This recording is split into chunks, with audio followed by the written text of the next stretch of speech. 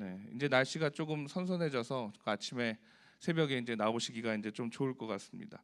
저는 이게 화평 찬양대 볼 때마다 기억이 나는 게 제가 신학생 때 그 주일날 일부 성가대를 했어요. 뭐 새벽 성가대는 이제 교회마다 거의 없으니까 주일 성가대를 했는데 일부 예배가 이제 7시니까 주일날 새벽 성가대 하려면 이제 6시, 5시 50분, 6시까지 모여야 되잖아요. 그러니까 그 아침에 모여서 연습이 문제가 아니라 모여서 목이 푸는 게 가장 먼저였어요. 그러니까 목이 안 풀려갖고 한 3, 40분을 목을 풀고 연습은 15분 하고 막 불이 나게 올라갔던 게 기억이 나는데 하여튼 매 새벽마다 대단하십니다. 소리도 잘 내시고 또 날마다 흰 옷도 입고 오시고 그러니까 2벌씩 있으신 거잖아요. 그래도 한 벌이 아니라 마셔야 되니까. 그래서 하여튼 감사드립니다. 오늘 이 새벽 제단이 우리에게 주신 이 자리가 하나님이 주신 선물이요 또 우리가 기도자로서 세워지는 귀하고 복된 자리인 줄로 믿습니다. 오늘 이 사도행전의 말씀을 저가 마침 읽고 있는데 이 5장은 이제 사실 27절부터 32절은 그렇게 이제 설교를 하는 이제 구절은 아닌데 그래도 꽤 중요한 본문입니다. 그래서 함께 나눌 때 큰 은혜가 있기를 소망합니다.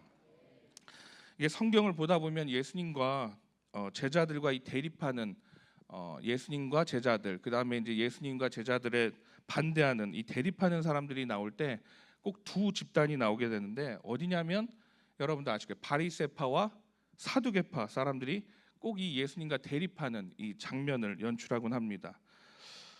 오늘도 이 사내들인 1차, 2차 공의회라고 그래서 신문이라고 그래서 굉장히 중요한 사건인데 바리새인이나 사두개파 사람들이나 다 그놈이 그놈이에요. 근데 본래는 그렇지 않았어요. 본래는 사두개파는 제사장, 귀족 가문들이었고 또 하나님을 잘 믿는 사람들로 시작했고 또 바리새파도 율법을 잘 지키기 위해서 분리되었다 그래서 파리새에서 나왔다. 그래서 유래되었다는 설이 있는데 어쨌든 처음에는 어떤 율법을 잘 지키고 하나님의 말씀을 잘 지키고 하나님의 신실한 백성으로 살아가기 위해서 시작했던 이 두 지파가 이제 점점 변질된 거죠. 그래서 오늘에 이르기까지 되었는데 우리의 신앙도 변질이 아니라 변화, 조금 더 나은 방향으로 가기를 간절히 원하고 소망합니다. 이 사두개파는 다윗 시대의 제사장이었던 사독에서 이제 파생된 말로 보는데 사독의 후손들 그리고 유대의 종교와 정치 최고 지도자들, 대제사장들 이러한 사람들입니다. 그러니까 굉장히 유력한 집안의 사람들이고 귀족 계급이고 굉장한 세력들입니다. 근데 이 사람들도 의외로 자기들끼리 싸워요. 그러니까 바리새파, 사두개파 사람들도 사이가 안 좋아요. 왜냐하면 바리새파 사람들은 율법을 잘 지키는 경건주의자였기 때문에 굉장히 종교적이었습니다. 근데 사두개파는 어떤 사람들이었냐면 귀족 출신들, 대제사장 출신들이기 때문에 정치적이었어요. 그래서 서로 지향하는 바가 달랐습니다. 근데 이제 공통점은 뭐냐면 모두 유대교의 모든 정치적이고 종교적인 중요한 역할을 하는 71명 중에 이 두 계파의 사람들이 대부분을 차지하고 있었습니다. 그래서 사내들인 이 공의회 회원들, 의원들 하면 여러분들이 잘 아시는 인물이 누가 있냐면 니고데모가 있죠. 니고데모. 그래서 이 예수의 부활을 경험한 제자들이 이제 복음을 전하기 시작할 때 이 제자들, 그러니까 사도들이라고 불리는 이 사람들에 대해서 이제 많은 군중들이 생겨나가게 되고 또 이 사람들의 복음을 따르기 시작하는 사람들이 많아지게 됩니다. 그러니까 자연히 이 유대교의 어떤 중요한 역할을 감당했던 이 사람들이 이제는 이 사도들에게 이제 이렇게 얘기하는 거예요. 너희들이 무슨 권한으로 하나님의 말씀을 전하고 왜 예수가 메시아냐? 이제는 말씀 전하지 마라. 그러면서 이 사람들을 옥에 붙잡고 신문하기 시작합니다. 그게 오늘 이야기예요. 근데 왜냐하면 이 제자들의 말씀에 점점 더 열광적으로 반응하고 많은 사람들이 회심하고 그다음에 문제는 뭐냐면 이걸로 끝나는 게 아니라 점점 더 많은 기적과 이적이 나타나니까 이 사내들인 공의회 회원들 또 사두개파, 바리새파 사람들이 견제를 안 할 수가 없는 거예요. 그러니까 원래는 이 둘이 이제 대립하는 지향하는 바가 달라서 대립했는데 사두개파 사람들이랑 바리새파 사람들이 손을 잡으면서까지 이 제자들 사도들을 견제하기 시작합니다. 그리고 이제 오늘 이야기 이 5장의 이야기는 그거를 이제 담담하게 이 사도행전 저자가 서술해 나가기 시작합니다. 먼저 5장 18절 19절을 좀 보시면 짧습니다. 함께 읽겠습니다. 시작. 사도들을 잡아다가 주의 사자가 밤에 옥문을 열고 끌어내어 이르되. 이제 사도들이 이 말씀을 전하다가 어디에 갇혔어요? 옥에 갇혔어요. 그러니까 주의 사자가 누구예요? 여기서 천사. 천사가 옥문을 열고 이제 끌어냈다, 구해줬다 이 말이죠. 그런데 너무 짧게 묘사하지 않습니까? 그러니까 보면 이거를 여러분들이 드라마나 영화로 본다고 생각을 해보세요. 각색을 한다고 생각하면 옥문이 열리는 장면을 어떻게 표현하겠어요? 막 천지가 진동하고, 그죠? 감옥에 금이 가고, 막 태풍이 몰려오고, 이런 어마무시한 효과가 함께 일어나야 되는데, 이 사도행전에 기록된 걸 보면 말씀을, 복음을 전하다가 사도들이 잡혔어요. 그리고 그냥 옥에 가두었어요. 그랬더니 천사가 밤에 옥문을 열고 끌어내어 이르되, 그리고 그 뒤에 성전에 서서 생명의 말씀을 전하더라. 이게 끝입니다. 혹시 그 사도 바울의 스승이 누군지 아세요? 들어보셨어요? 사도 바울. 사도 바울이 어디의 문화생이었죠? 가말리엘. 이 가말리엘은 당시에 유다 이 교회 최고의 스펙을 가진 율법 교사였습니다. 스승 중에 스승이었고 깊은 지식과 넓은 학식을 겸비한 존경받는 가말리엘이었죠. 이 사람도 이제 나와서 한마디 하는데 5장 34절을 좀 볼까요? 5장 34절. 네, 조금 긴데 5장 34절부터 39절까지 좀 한번 이렇게 봤으면 좋겠습니다. 함께 읽겠습니다. 시작. 바리새인 가말리엘은 율법 교사로 모든 백성에게 존경을 받는 자라.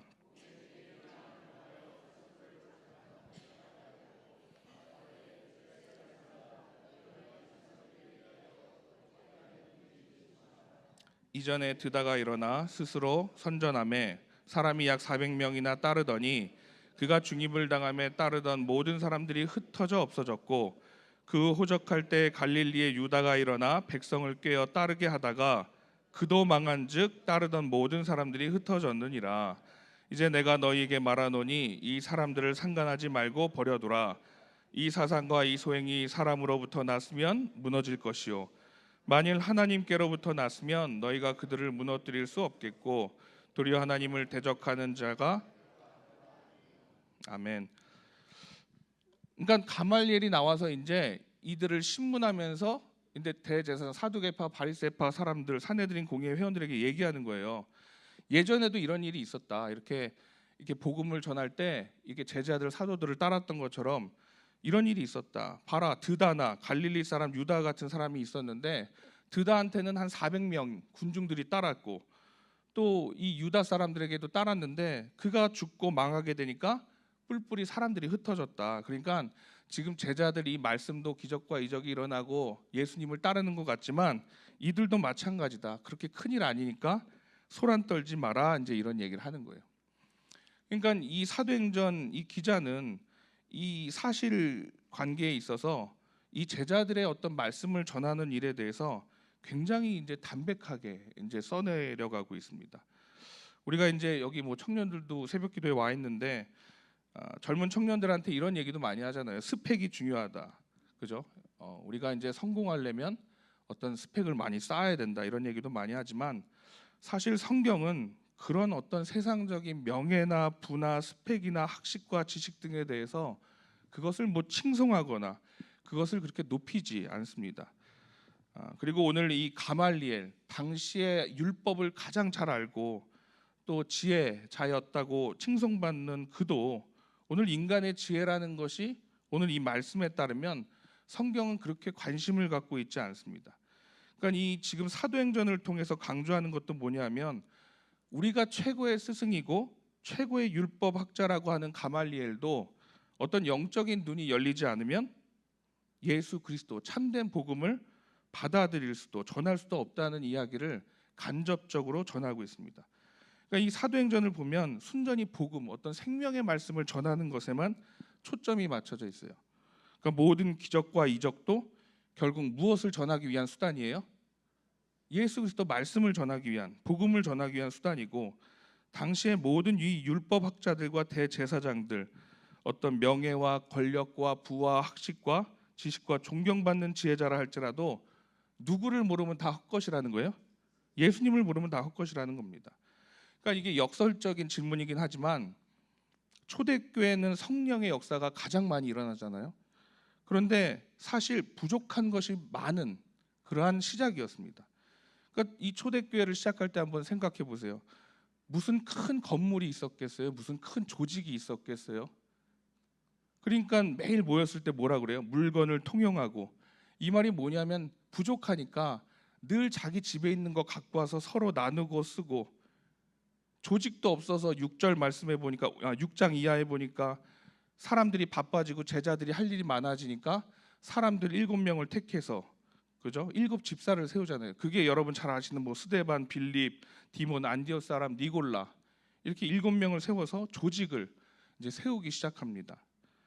그러니까 이 베드로도 3장인가 4장인가 그 능력을 발휘하면서 뭐라 그래요? 성전 미문에 앉은 뱅이를 일으켜 세우면서 잘하는 말씀, 은과 금은 내게 없거니와 내게 있는 것을 내게 주노니 누구의 이름으로 일어나 걸어라? 나사렛 예수 그리스도의 이름으로 일어나 걸어라 그러잖아요. 그러니까 나는 아무것도 없다는 거예요. 뭐만 있어요? 예수 그리스도만 있다는 거예요. 은과 금은 내게 없거니와. 이게 초대교회를 상징하는 가장 큰 이야기입니다. 은과 금은 내게 없거니와. 뭐가 있다고요? 예수 그리스도. 그러니까 초대교회의 능력은 어떤 복음, 예수 그리스도, 이게 단순한 한 가지였습니다. 그러니까 이제 보면 이게 분명하다는 거죠. 아주 심플합니다. 단순하고 간단하고. 그런데 그게 우리에게 능력이 되는 줄로 믿습니다. 그러니까 이 바리새인들, 사두개파 사람들이 사실은 처음에 시작할 때는 단순했겠죠. 근데 나중에 변질되면서 이게 복잡해지는 거예요. 그러니까 율법도 나중에 보니까 정말 가지치고 가지쳐서 한 600가지인가요? 613가지를 지켜야 된다는 거예요. 그러니까 이거 다 설명한다고 쳐도 언제 다 율법을 지키고 세우고 이것을 이해하고 설명하겠습니까? 그러니까 오늘 우리가 이 새벽 제단에 나와서 기도하는 것도 어찌 보면 복잡한 우리의 삶, 근심과 걱정과 많은 기도 제목들과, 그러나 이게 기도한다고 당장 오늘 이 기도하는 순간에 여러분들 해결됩니까?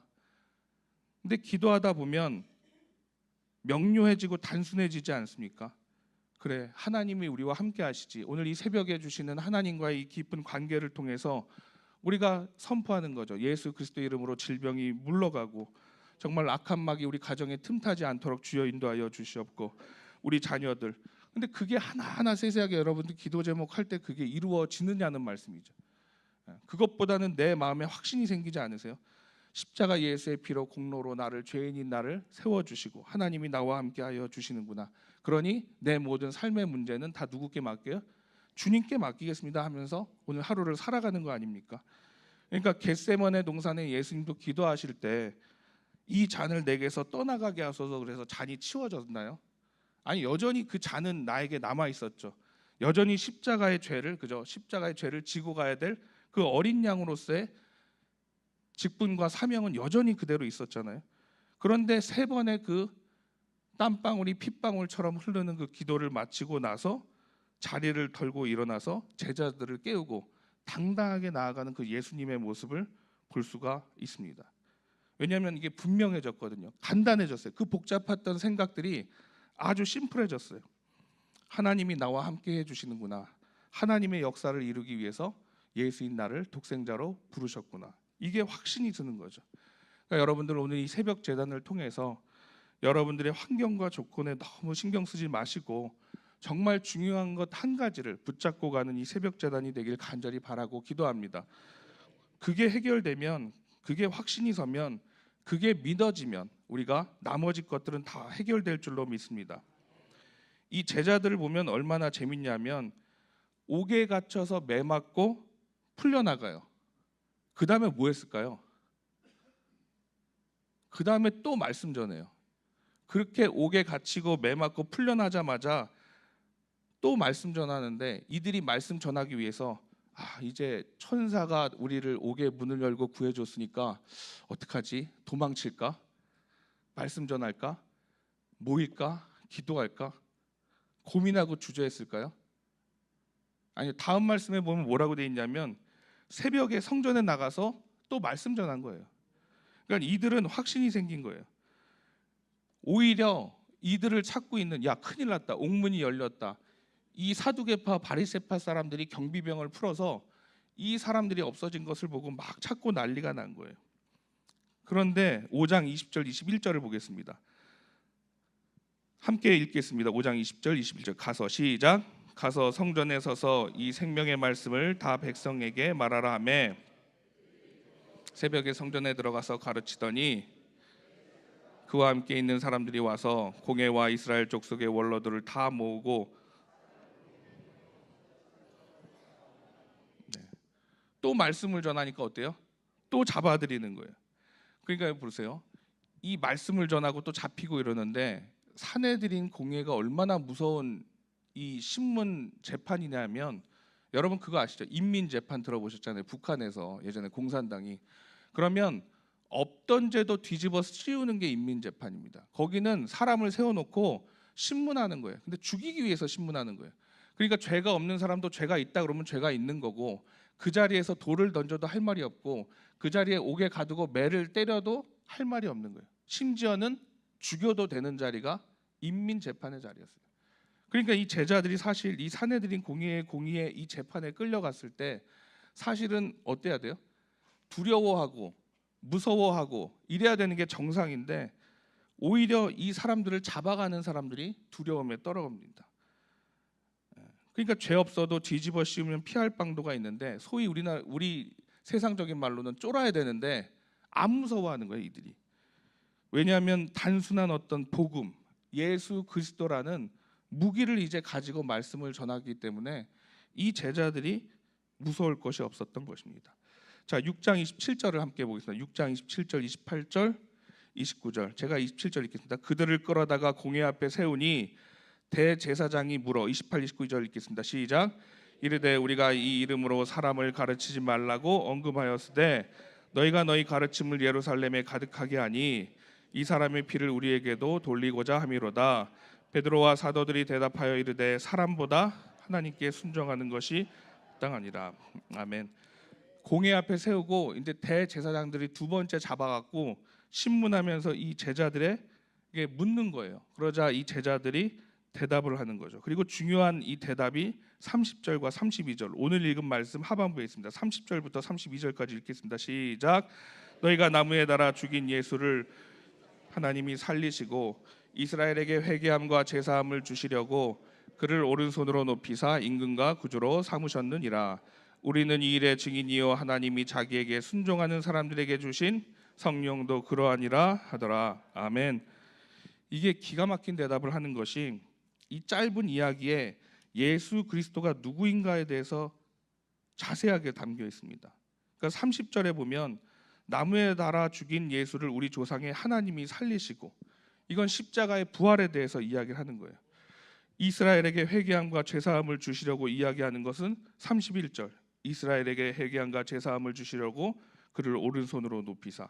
이것은 우리의 회개와 구원에 대해서, 예수 그리스도에 왜 오셨는가에 대해서 목적에 대해서 이야기를 하고 있고, 마지막으로 오른손을 높이사 임금과 구주로 삼으셨다는 이야기는 예수 그리스도가 우리의 구원자시요 또 우리를 천국 백성으로 살게 하셨다는 그런 믿음의 고백인 줄로 믿습니다. 이것을 우리가 증언한다는 거예요. 얼마나 단순 명료합니까? 예수 그리스도를 이보다 더 명쾌하고 짧고 분명하게 요약할 수가 없다는 말씀이에요. 그래서 오늘 이 복음의 확신을 통해서, 단순함을 통해서 확신에 찬 증거를 이 사도들이 증언을 하게 됩니다. 오늘 마치면 우리가 새벽 제단을 하면서 무엇을 위해서 기도해야 되는가, 무엇을 위해서 이 자리에 있는가, 물론 저와 여러분들이 기도 제목이 많지 않아요. 그러나 무엇을 마실까, 입을까, 먹을까 염려하지 말라, 걱정하지 마라. 혹시 볼링을 쳐보셨는지 모르겠지만 볼링이 10핀이 다 있으면 그걸 쓰러뜨리기 위해서 얼로 맞춰요? 그 1번과 3번의 중앙에만 공이 들어가면 나머지 핀들은 알아서 다 쓰러지는 거예요. 그러니까 그 볼링공을 어디에 맞추는 게 중요하냐면 킹핀이라고 그래서 그 초점에 거기만 집중해서 맞추면 나머지들은 다 넘어져 간다는 뜻이죠. 미국의 어떤 교회에서 성경 통독반을 2년 6개월, 한 3년 좀 안 되게 했다는데 설문조사를 했습니다. 성경을 2년 반 동안 읽었더니 어떤 삶이 변화되었는가 봤더니 61%가 음란물을 안 보게 됐대요. 그리고 성경을 이제 뭐 1독, 4독, 2년 6개월 동안 했던 사람들을 봤더니 술, 담배, 약물을 57%가 끊었대요. 그러니까 이게 신약과 구약을 먹으니까, 그죠? 외로움과 우울증이 사라지더라 30%, 도박을 74%안 하게 됐더라. 왜냐면 성경 보면서 화투 칠 수 없잖아요. 그리고 중요한 거, 비만도 20% 없어졌대요. 그러니까 저도 좀 더 읽어야 될 것 같아요. 그러니까 이게 새벽 재단을 나오면 어떠냐면 밤에 뭘 할 수가 없잖아요. 그러니까 이 새벽 재단을 매일 올려면은 이게 일찍 자야 되고 삶이 단순해지잖아요. 그러니까 예전에 20일 새벽 기도, 40일 새벽 기도하면 직장 생활하면서 어때요? 아무것도 못해요. 집에 일찍 들어와야 되지, 일찍 자야 되지, 또 가면 교회 가지, 출근하지, 피곤해서 아무것도 못한다고. 근데 반면에 우리의 삶은 아주 단순해지고 심플해지는 거죠. 오늘 정리하면 이 사도들의 담대함과 힘과 능력이 어디에서 오는가? 세상의 스펙과 힘과 권력과 지혜가 아니라 우리의 힘과 능력과 지혜는 오직 예수 그리스도 복음에서 오는 줄로 믿습니다. 오늘 그 한 가지를 붙잡고 기도하고 승리하는 저와 여러분이 되시기를 간절히 바라고 기도하겠습니다. 기도하시겠습니다. 주님, 지금까지 세상의 것만 구한 우리를 용서하여 주시옵고 가장 중요한 것 한 가지, 복음 예수 그리스도만을 증언하고 붙잡고 나가는 우리 모두가 될 수 있도록 도와주시옵소서. 오늘도 주의 자녀로 살아가게 하여 주시옵고 부활이여 능력이여 힘이여 생명 되시는 구원자 예수 그리스도를 믿고 따르는 우리의 삶이 되게 하여 주시옵소서. 모든 말씀 예수님의 이름으로 간절히 기도하옵나이다. 아멘.